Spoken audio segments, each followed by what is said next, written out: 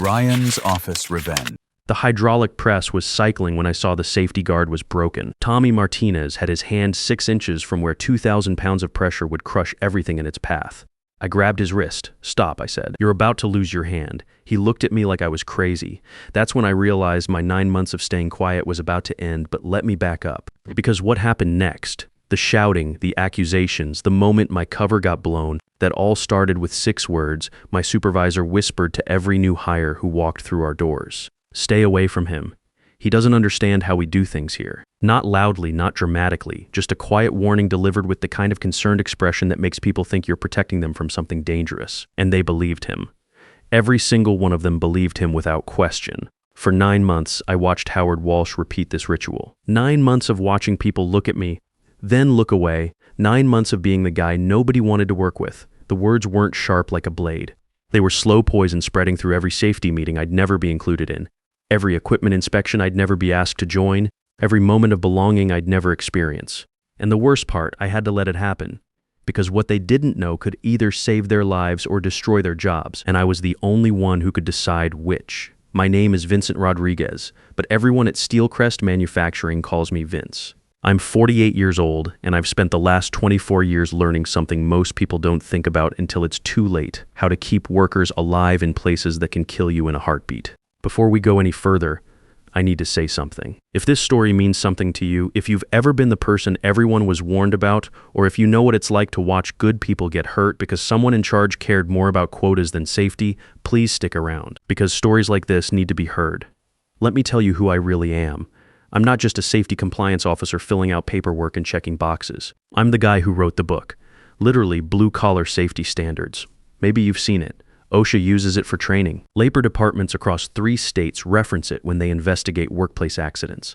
Plant managers quote it when they're trying to figure out why their insurance premiums went through the roof. But here's the thing, I published that book under my maiden name, Rodriguez Santos. When I took my wife's name after we got married, it gave me something valuable: anonymity. I could walk into any manufacturing facility and nobody would connect me to that book, to those investigations, to the guy who'd spent nearly a quarter-century documenting how good people end up dead because someone decided productivity was more important than procedures. 3 years ago, I decided to write a second book, not about theory this time, about reality, about what really happens when nobody thinks an expert is watching.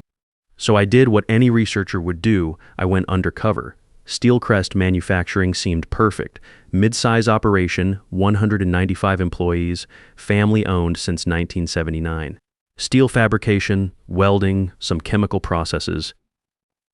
Nothing glamorous, nothing terrible, just ordinary. The kind of place where most guys spend their careers without anything dramatic happening. I applied for a safety compliance position, basic work, necessary work, the kind of work that gives you access to every potential hazard in a facility.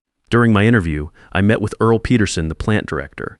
Guy in his late 50s who'd built this place from 80 employees to nearly 200. He understood immediately what I wanted to do: research, observation, documentation. He approved it without hesitation, with one condition. I would tell my direct supervisor, and only my direct supervisor. He would know who I really was and he would help facilitate my work. He introduced me to Howard Walsh, the production supervisor, who would oversee my daily tasks.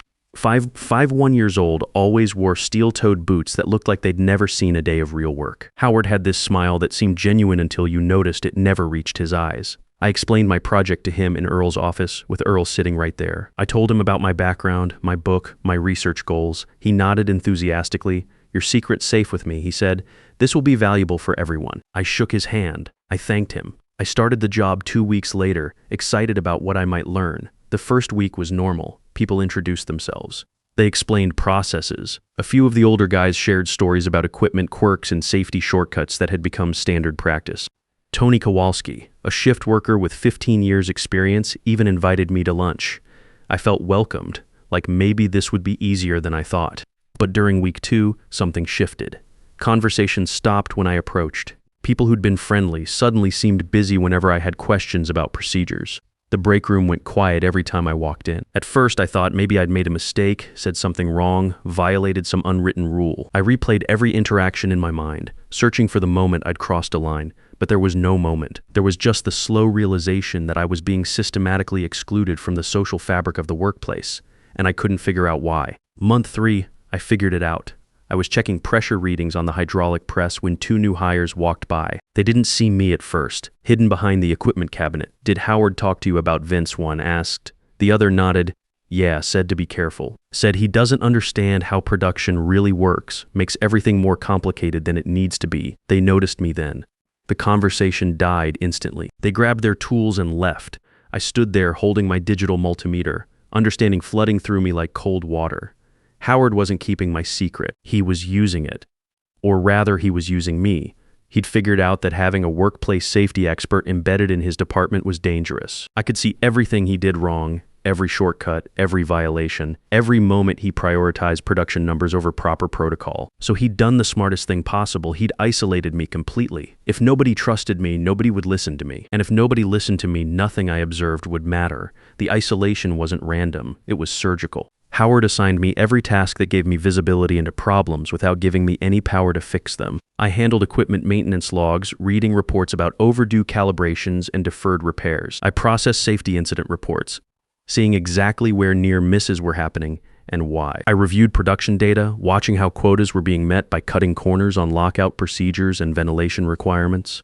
Every single task was a window into something broken, and every single task was mine alone. Nobody collaborated with me. Nobody checked my work. Nobody asked my opinion. I was simultaneously seeing everything and influencing nothing. The weekly production meetings became a special kind of torture. Howard would spend 30 minutes praising everyone's contributions. He'd highlight efficiency improvements, celebrate quota achievements, acknowledge overtime dedication. Everyone except me. When he assigned new projects, he'd distribute them to people with a fraction of my experience right in front of me, explaining why each person was perfect for the work. Complex welding inspections went to someone who'd been there 6 months. Equipment upgrade planning went to someone who openly admitted he was guessing about specifications.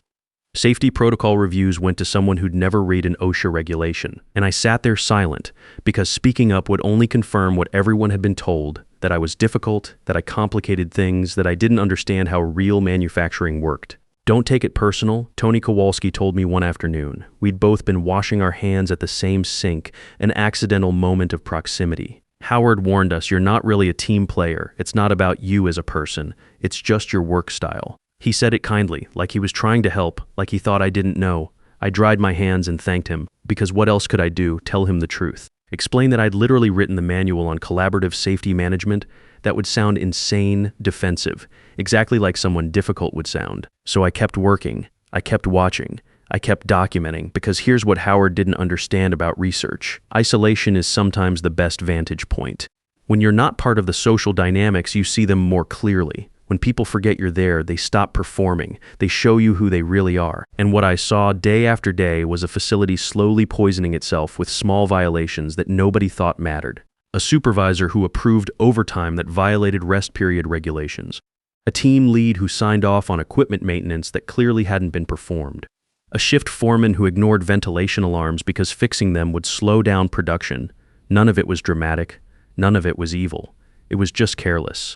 Careless in ways that would eventually hurt real people. The near misses started getting worse. A welder working without proper ventilation passed out from fumes, but was back on shift the next day. A crane operator missed his safety inspection and the cable snapped 2 hours later. Lucky it was carrying scrap metal instead of finished product. A chemical spill in the storage area went unreported because cleaning it up properly would have meant shutting down production for 4 hours. Each time I filed the required paperwork. Each time, Howard filed it in a drawer and moved on. I was documenting everything, but documentation without authority is just expensive record keeping. Month 6 brought the incident that almost broke my cover. The hydraulic press, the same one where I'd later grabbed Tommy's wrist, had been making unusual sounds for a week. The pressure readings were inconsistent. The safety guard was cracked. I wrote a detailed report. I explained the risks. I calculated the odds of catastrophic failure. Howard read it, nodded, and said he'd look into it. 3 days later, Tommy Martinez was working that press when the guard finally broke completely. The timing was pure luck. The press was between cycles when it happened. If Tommy had been feeding material at that moment, he'd have lost his hand, maybe his arm. Howard's response, "These things happen. Equipment breaks. That's why we have insurance." No investigation, no root cause analysis. No discussion of the report I'd written predicting exactly this failure, just a replacement guard ordered from the supplier and business as usual. That night, I sat in my truck in the parking lot for an hour staring at the facility. I had enough material for 2 chapters of my book already. I could document the patterns, write up the case studies, publish the research. But doing that meant accepting that nothing would change for the people who still had to work here. 200 guys depending on this place for their livelihood. 200 families counting on paychecks that required these men to show up every day in an environment that was getting more dangerous because someone prioritized efficiency over safety. I made a decision that night. I'd stick it out. I'd gather more evidence. And when the time was right, I'd find a way to fix things from the inside. I just didn't know that decision would nearly cost Tommy his hand 3 months later. Month 8 brought Brad Murphy. 31 years old, fresh out of the Marines, hired to handle quality control inspections. He had this intensity about him, like he was genuinely serious about doing things right. He asked detailed questions during meetings, good questions, questions that made people explain their reasoning instead of just following routine. He noticed things others missed, and on his 3rd day, he noticed me. I was working through an equipment calibration report when he appeared beside my workstation. "Why does everyone avoid you?" Direct, no preamble, just the question you'd have to ask them, I said, not looking up. I did. "They said you don't understand production realities." He paused. "But I've been watching you for 3 days now. You caught a pressure variance yesterday that could have caused a serious malfunction. You identified a ventilation issue that nobody else saw. You stayed past 7 last night finishing documentation that someone else should have completed because they had a family emergency." None of that seems like someone who doesn't understand reality. It seems like the opposite. I finally looked at him. Really looked at him. He wasn't trying to be nice. He wasn't trying to fix anything. He was just confused, genuinely confused about why what he observed didn't match what he'd been told. "What's really going on?" he asked. I wanted to tell him, wanted to explain everything. But the truth sounded impossible, so I just shook my head. "It's complicated." He studied me for another moment, then walked back to his workstation. I thought that was the end of it, just another person who tried to understand and given up. But 20 minutes later, he packed his bag and left the building. It was only 2:30 in the afternoon. People don't just leave in the middle of a shift unless something's seriously wrong. I watched him go and felt a strange worry. Had I said something that upset him? Had my silence somehow made things worse? Turns out he hadn't gone home. He'd gone straight to Earl Peterson's office 3 blocks away. Brad walked right past reception, took the elevator to the 4th floor, and knocked on Earl's door. Earl had just returned from 6 months of expansion work, opening partnerships with automotive suppliers in different regions. He barely knew most of the recent hires, but he remembered exactly who I was and why I was there. Brad didn't waste time with small talk. He pulled out his phone and showed Earl what he'd found during those 20 minutes at his computer. He'd searched my full legal name from the company directory, my married name, but search algorithms are smart. They connect dots, they find patterns, and within seconds, his screen filled with my other name, my published name, the name attached to 24 years of work. He showed Earl my book, the one that had been required reading in his military safety training last year. He showed Earl my speaking engagements, my credentials, the awards from industrial safety organizations. He showed Earl my consulting profile where my current research project was publicly listed, compliance culture analysis in mid-size manufacturing environments. And then he told Earl 3 things that changed everything. First, I was being deliberately isolated by my direct supervisor. Second, he'd personally witnessed 5 safety violations in just 3 days that matched patterns from my published research. Third, if I was still gathering data after 8 months, the company was probably in serious trouble. Earl listened to all of it without interrupting. Then he made 3 phone calls, one to his assistant, scheduling an emergency leadership meeting for that evening. One to me, requesting my attendance, and one to Howard, informing him that his presence was mandatory. I got the call at 40:45. Earl's voice was calm but firm. "I need you at a leadership meeting tonight." 6:50's on red. Conference room on the 4th floor. He didn't explain why, didn't give me time to prepare. Just hung up after I agreed to come. I sat at my workstation feeling something I hadn't felt in months. Fear. Not because I'd done anything wrong, but because I knew what was coming. The reveal. The confrontation, the moment when 8 months of careful observation would either vindicate me or destroy everything. I arrived at 5:55. The conference room was smaller than I expected, with windows overlooking the industrial district and chairs arranged around a setup that fit maybe 12 people. Earl was already there. So was his assistant, the head of human resources, the chief operations officer, 2 senior supervisors I'd never met. Tony Kowalski from the union, and Howard. Howard sat at the far end, his expression carefully neutral, but I could see the tension in his shoulders. He knew something was happening. He just didn't know what. When I walked in, his expression shifted just for a second, surprise mixed with something else. Maybe anger, maybe fear. Why is he here? Howard asked Earl. He's not leadership. He's here because I invited him, Earl said simply. He gestured for me to sit. I chose a chair near the middle, not too close to anyone. Brad entered a moment later, looking slightly nervous but determined. He sat near Earl, clearly his ally in whatever was about to happen. Earl started without preamble. Vince, I understand you've been conducting research during your time here. Research I approved 8 months ago. Can you update us on what you found? The room got very quiet. Everyone except Earl and Brad looked confused. Howard looked like he'd swallowed broken glass. This was the moment I'd been preparing for since I started. The moment where I could either burn everything down or build something better. I had names, dates, specific incidents that violated not just company policy, but actual regulations. I could end careers right there. Instead, I said, I found enough material for 3 chapters of my next book. Would you like to hear the overview? Wait, Howard interrupted. What research? What book? What is he talking about? He looked at Earl. You approved this. I did, Earl confirmed. Before I left for the expansion work, I thought I'd briefed you. Perhaps that conversation got lost in the transition. He hadn't briefed him. We both knew it. He'd told Howard directly in his office, with me sitting right there. But he was giving Howard an exit, a way to claim ignorance instead of admitting deliberate sabotage. Howard didn't take it. This is exactly why I warned people about him, Howard said, his voice rising slightly. He's been spying on us, collecting information to use against us. This whole time he's been pretending to work while actually I have been working. I said quietly. Every task you assigned me, every report you had me handle, every issue you asked me to review, I completed all of it on time and accurately. And yes, I learned from all of it. That was the point.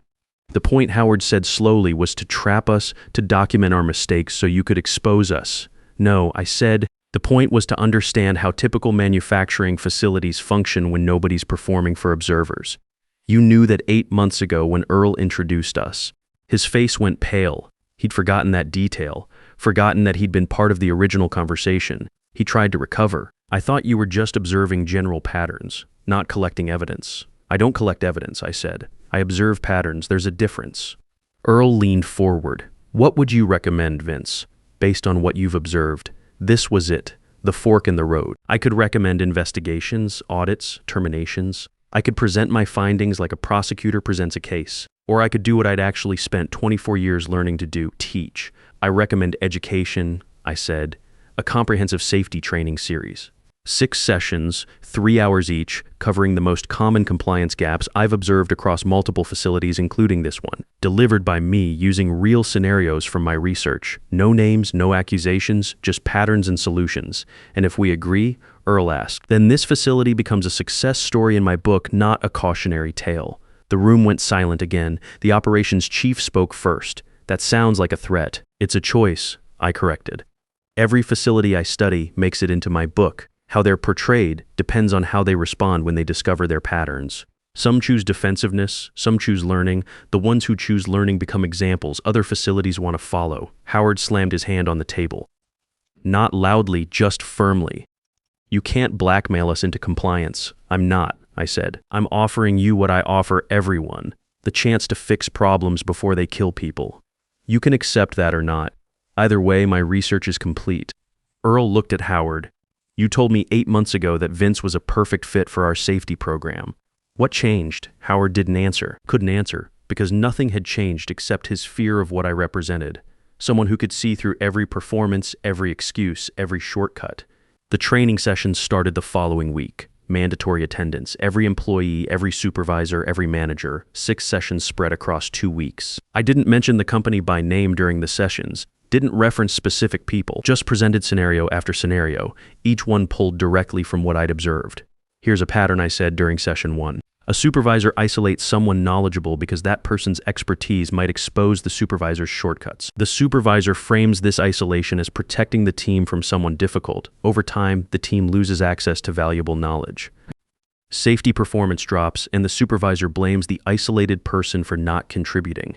This pattern appears in 41% of the facilities I've studied. People shifted in their chairs. Some looked uncomfortable, others looked thoughtful. A few looked at Howard. He sat in the back, arms folded, expression blank. Session 2 focused on near-miss reporting. Facilities often assign incident documentation to trustworthy people, then ignore those reports because leadership assumes if they were serious, the trustworthy person would escalate. But that person has been labeled as someone who overreacts or slows things down, so their escalations get dismissed as exaggeration. Meanwhile, legitimate hazards grow until they cause injuries. This pattern appears in 58% of the facilities I've studied. After that session, 4 people approached me privately. They asked if they could discuss specific situations, real situations they were currently facing. I listened. I didn't give advice, just asked questions that helped them think through their options. Word spread. By session 3, I had a waiting list of people who wanted to talk. Session 4 covered equipment maintenance. Session 5 covered chemical handling. Both sessions presented patterns without accusations.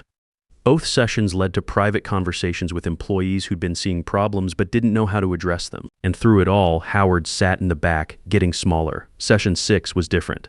Earl attended personally, sitting in the front.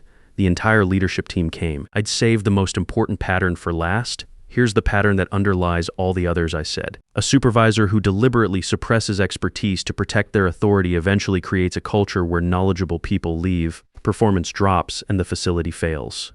This isn't about intention. Most supervisors who do this believe they're protecting the team from disruption. They believe they're maintaining stability. But what they're actually doing is preventing growth, and facilities that don't grow eventually close. This pattern appears in 76% of failed facilities I've studied. I paused. Let that number sit, 76%. Not a small sample, not an outlier. 3 out of 4. The question, I continued, isn't whether a supervisor intended harm. The question is whether the facility will learn from the pattern before it's too late, because expertise leaves. It always leaves. The only question is whether it leaves quietly or loudly. Howard stood up in the back. Everyone turned to look at him. He didn't say anything. Just gathered his materials and walked out. The session continued without him.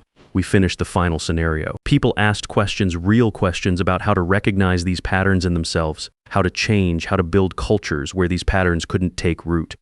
The next morning, Howard submitted his resignation. Effective immediately. No farewell speech, no goodbye tour, just a brief letter to Earl stating he was pursuing other opportunities. Nobody demanded it. Nobody forced it. He just finally understood that staying meant being the unspoken subject of every future conversation about what not to do.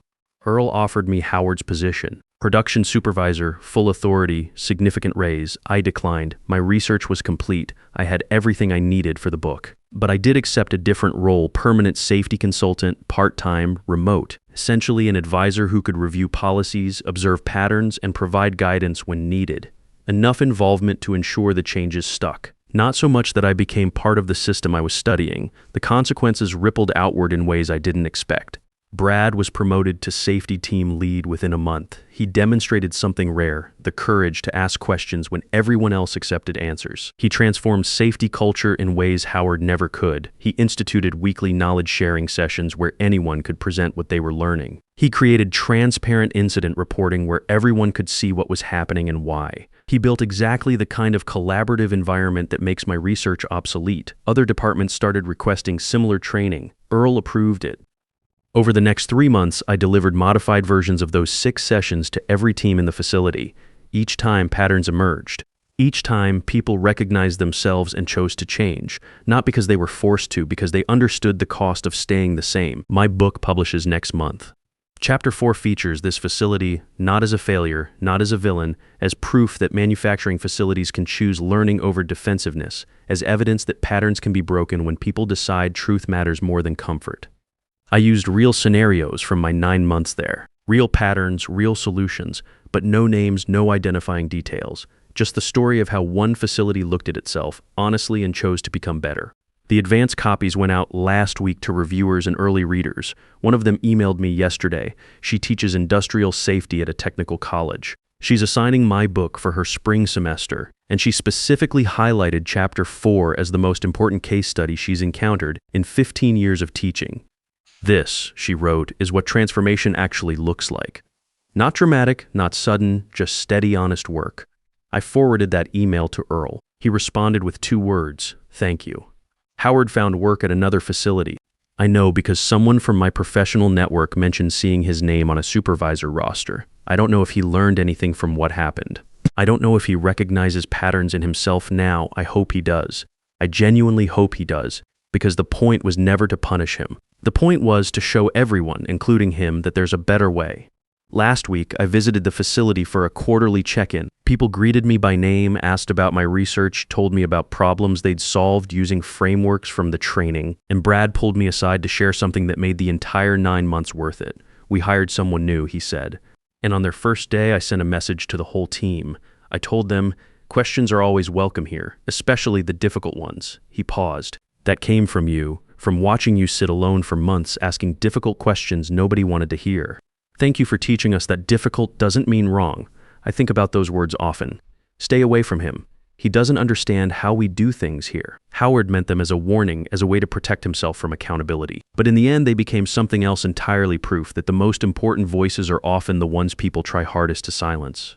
And the most valuable work often happens in isolation, where truth doesn't have to perform for comfort. If this story hit home for you, if you've ever been the guy everyone was warned about, or if you've ever caught yourself doing the warning, then you understand what I learned in those 9 months. The workplace isn't just about getting the job done. It's about getting it done right. And getting it done right means listening to the voices that make you uncomfortable, especially when they know what they're talking about. Because expertise doesn't care about politics, safety doesn't care about quotas, and the truth doesn't care whether it makes you look good.